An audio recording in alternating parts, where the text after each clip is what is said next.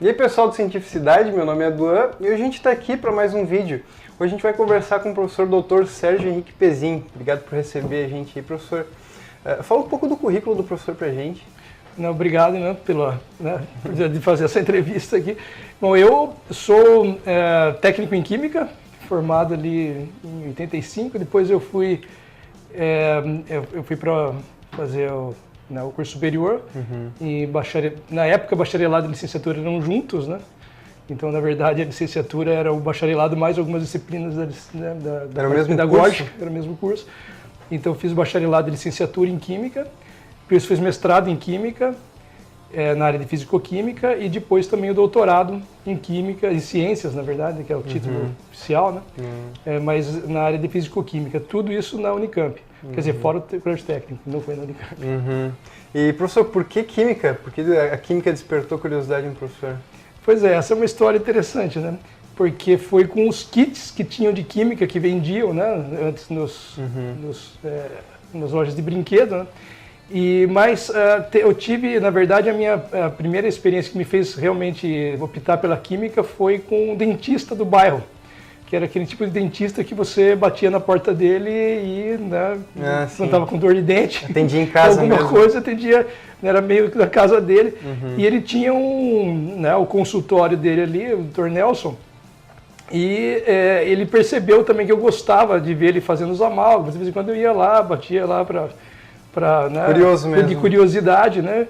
E de como que ele fazia os procedimentos. E aí ele resolveu me dar uns kits de química que ele tinha, também de outras coisas.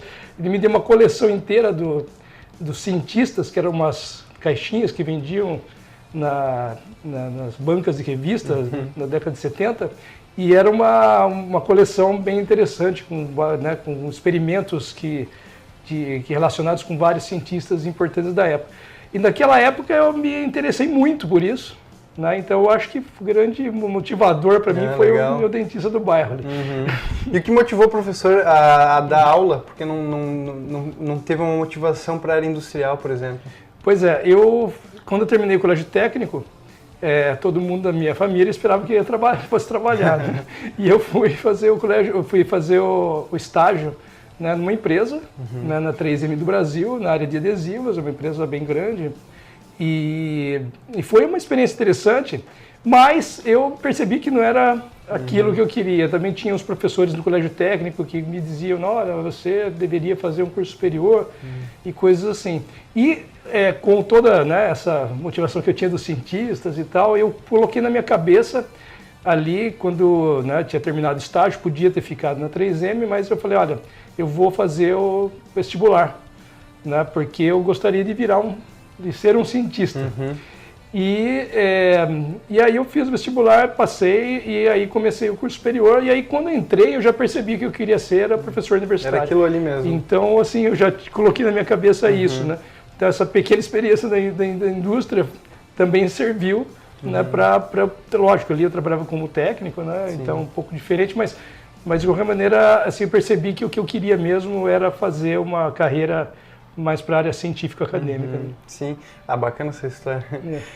Queria que o professor falasse um pouco dos projetos que vem executando aqui na UDESC pra gente. Então, eu cheguei aqui na UDESC em 97. Caramba! Né, faz um tempinho. E eu trabalhava, eu era, como falei, toda a minha formação foi na área de Fisicoquímica, mas na Unicamp, no meu doutorado, por exemplo, eu trabalhava não trabalhava diretamente com a área de materiais, por exemplo, mas quando eu cheguei aqui na UDESC, o programa que tinha de pós-graduação, que começou em 95, foi o programa de pós-graduação em Ciência e Engenharia de Materiais. E aí eu fui convidado a participar desse programa. E aí eu comecei então a fazer pesquisa na área de polímeros, né? E aí a partir daí, né, a gente teve muitos projetos diferentes, desde a parte de tenacificação de polímeros, quanto a parte de polímeros biodegradáveis, que a gente tem ainda alguma coisa. E aí dentro dessa área então, por exemplo, nanocompósitos poliméricos, né? E hoje, né, o que nós temos? Hoje nós temos uma linha que trabalha com polímeros que são autorregeneráveis, né? Então, é uma linha mais ou menos recente do grupo, né?